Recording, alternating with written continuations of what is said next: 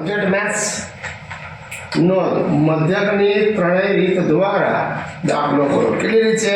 ત્રણ. પહેલી કઈ રીત? સીધી રીતે મધ્યક. બરાબર છે. બીજી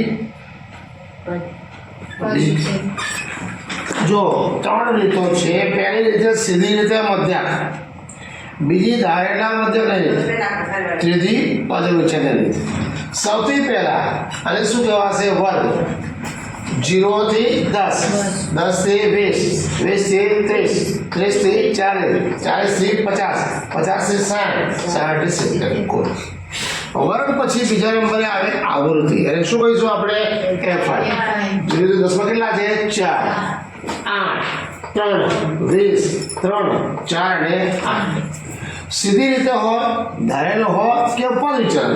કેટલા પદ બનાવવાના? 1, 2, 3, 4, 5, 6, 7 અને 8. ત્રણેય કામ લાગે. હવે વર્ગ અને આવૃત્તિ તમે બનાવી દીધા. XI એટલે શું? XI ને અહીં કહેવાય મધ્ય કિંમત. મધ્ય કિંમત કેવી રીતે શોધાશે? આ વર્ગનો શું કરવાનો? સરવાળો. અને અધર કહેવાય અને ઉર્ધ્વ કહેવાય. 0 થી 10 એટલે 0 વત્તા 10 ભાગ્યા 2. 10 ભાગ્યા 2 કેટલા મળ્યા? 5. 5 આવી ગયા. નંબર 2. 10 થી 20, 10 વત્તા 20 ભાગ્યા 2 કેટલા થયા? 30. 30 ભાગ્યા 2 કેટલા આવે? 15. તો મધ્ય કિંમત 5 અને 15 વચ્ચે અંતર કેટલું છે? 10 નું. કેટલું અંતર છે? 10 નું. મતલબ કે દરેકમાં 10 વધતા જાય. 5 10 15, 15 10 25 10 35 10 45 10 55 10 65. બરાબર છે. હવે જે FI છે એમાં શું કરીશું? સરવાળો. કેટલા આવે? 50. આ જે વર્ગમાં છે એમાં સરવાળો કરવો નહીં. મધ્ય કિંમત શોધાઈ ગઈ. ચોથો નંબરનું સ્ટેપ શું છે? DI બરાબર XI માઇનસ A. XI કેટલા છે? 1, 2, 3, 4, 5, 6 અને 7. તો 7 ના અડધા કેટલા થાય? 3.5. તો 3 નીચે 1, 2, 3, 3 ઉપર વચ્ચે જે આવે એટલે શું ધારીશું? A. બરાબર. તરત જ એની સામે કેટલા મૂકી દેવાના? 0. એટલે DI માં પણ મૂકવાના અને UI માં પણ મૂકવાના. સમજ પડી ગઈ? DI એટલે XI માઇનસ A. XI કેટલા મળ્યા? 5 છે. ઓછા એ બરાબર કેટલા છે? 35. 5 ઓછા 35. 5 માંથી 35 જાય? ન જાય. 35 માંથી 5 જાય કેટલા મળે? ઋણ 30. આવી ગયા. બીજા નંબરે 15 ઓછા 35 કેટલા મળ્યા? ઋણ 20. 25 ઓછા 5 કેટલા મળ્યા? ઋણ 10.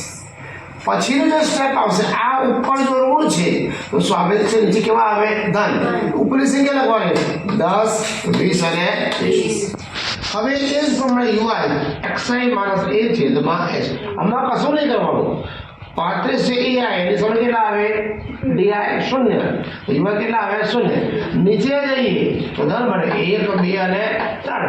એ જ પ્રમાણે ઉપર જઈએ તો ઋણ 1, ઋણ 2 અને ઋણ 3. સમજ પડી ગઈ? FI XI એટલે FI XI નો ગુણાકાર 4 5 20. 8 ગુણ્યા 15 120. 25 ગણી 75. 20 ગુણ્યા 35 700. 3 ગુણ્યા 45 135. 4 ગુણ્યા 55 220. 8 ગુણ્યા 65 520. અને શું કરશો? સરળ. કેટલા મળ્યા? 790. હવે FI DI 3 ચોક 12 120. 20 160. 10 કરી 30. 0 ગુણ્યા 20 કેટલા મળે? 0. 10 કરી 30. 20 ચોક 80.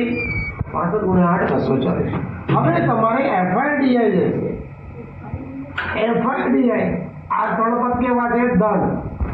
ધન છે કે ઋણ છે? ઋણ છે. આ ઋણ છે ને? ઋણનો શું કરશો? સરવાળો. જો આ જે આ બધા છે આ FI DI FI DI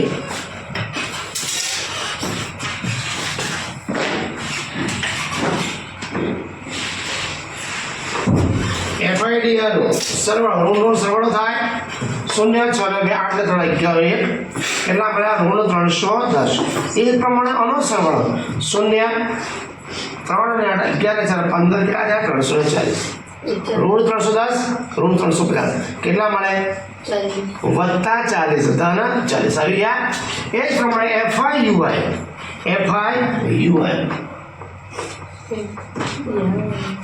16 ને 12 28 28 3 ઋણ 31 3 ને 8 11 ને 24 ધન 35 ધારેલો મધ્યક પદ ત્રણેયમાં સૂત્ર અલગ મધ્યક x બાર બરાબર સિગ્મા FI છેદમાં સિગ્મા FI કઈ રીતે સીધી સિગ્મા FX કેટલા છે 1790 ભાગ્યા 50 સમજો નીકળી ગયા કેટલા મળ્યા 169 છેદમાં 5 આપણે ભાગાકાર કરીશું 5 ભાગ્યા 169 5 તારીખ 15 કેટલા વધ્યા 2 કેટલા ઉતારીશું 9 पाँचों पाँचों 25 कितना बचा 4 5 ने ग्राम 4 ना 10 शून्य था 5 8 x कितना મળે x બાર 35.8 હવે જુઓ સીધી રીત ધારેલો પદ ત્રણેયના જવાબ 90% સરખા હોય છે અમુક વાર દશાંશમાં ફેરફાર